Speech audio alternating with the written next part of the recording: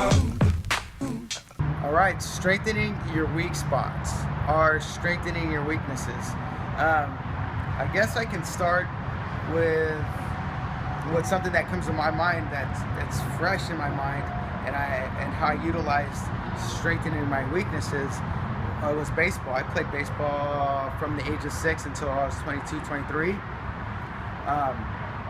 Was fortunate to go to some baseball camps and pick up some really great fundamentals. And what they taught me there, they taught me to strengthen your weaknesses. So it took me a while to learn how to field a ground ball, but I stayed focused on that and made fielding a ground ball one of my best assets. So that really sticks in the back of my head today, and I use that as a guideline. If I'm not good at it, then I bring it up to where it's one of my strengths. But I also know that I have to make sure that I still utilize my strengths, because there's a lot of articles out there that say stick with your strengths to progress, but also at the same time, in order for me to grow, especially as strength and conditioning coach or weightlifting coach, I have to maybe attack my weaknesses and see what I can do better. So one of the ways that I basically broken it down for me, if I'm a seasoned lifter, I've been doing weightlifting for about 7 years at the competitive level.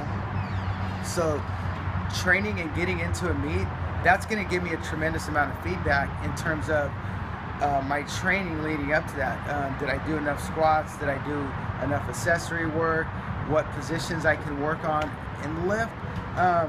So as a coach, and when I'm working with a client, I want them to have a specific goal. I become that good where they can come to me like, I got a goal. And I'm like, okay, this is what we're gonna do. This is the roadmap that's laid out. But then what I need to ask them too is I gotta have the right questions for the right goal. So if they're gonna be a swimmer, are they gonna train here at the gym? No, I'm gonna probably get them into a pool and make sure that they swim as much. They get acclimated to swimming, use the correct muscles for swimming, and then come in over here and then do accessory work inside the gym. So having specific goals and ask better questions so I can assess them as they're training. So really quick, I want to see what their current strength levels are, mobility, which is range of motion, free range of motion, which is free range of motion, and then also range of motion when they're either moving a barbell, a dumbbell, or a kettlebell. So some people can have range of motion just standing here, just boom, moving here, doing a body weight squat. You ready? I'm gonna do a body weight squat. Body weight squat, right there, boom. Okay, so I can do that. But what happens if I put a barbell, kettlebell, or medicine ball in their hands? They grab it and they move totally different. So it's activating the right muscles in the right sequence to maintain that position, whether it's a barbell, dumbbells, or kettlebell front squat, any type of position where it's loaded and they can't maintain position throughout the entire movement. So that means I'm going to address some mobility issues, but also basic strength levels. All right, maybe I got to get their body weight movement stronger. Also, do they have enough time to go into the gym? If they don't have enough time, then we got to make sure the workouts are short and specific and spread out through, the whole week, so they can get their entire workout in, get the specifics down, or really work towards their goals. Also, maybe they come into me, they're a little overweight, so probably gonna, that's a blaring one, kind of. Someone walks in the gym, they go, hey, I need to lose a few pounds. Like, okay, then we're gonna see what he's eating first.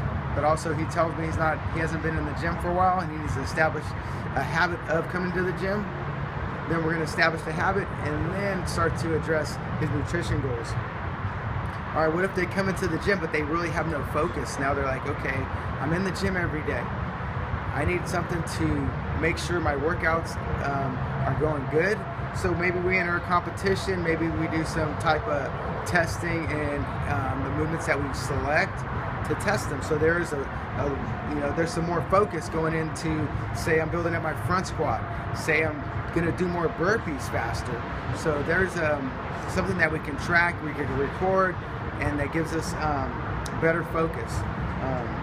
Conditioning, it's like a person who comes to me and they go, hey, you know what, I've been lifting a lot of weights, but I feel out of breath climbing some stairs. So hey, you know what? Probably gonna throw in some conditioning, get their heart rate up so that we can work on some cardiovascular work for them. Also, maybe it could be communication between trainer and coach, making sure that they're understanding what I'm having them do, but also be able to communicate with me in terms of training vocabulary, in terms of like max effort. They know what a max effort lift is, which is going all out for one lift, and maybe making sure that there's like a sub-max lift. Say we're gonna go do a heavy single or heavy double, but it's not max effort. It's a good heavy rep that allows you to go to 1 to 2 reps. So right here, weak spots. If we can shore up our weak spots, we're gonna be more well-rounded, and we're gonna be able to train harder, longer throughout the year, day in and day out. And also just, you know, have fun doing it too. Training your weak spots, growing, learning how to do something that we're not good at. But sometimes it's not fun, but that's why I work with people, because I make them do it in a good way, not in a bad way, but making sure they address their weaknesses so they can always constantly improve. Man, go to the gym, we want to make sure we're constantly improving.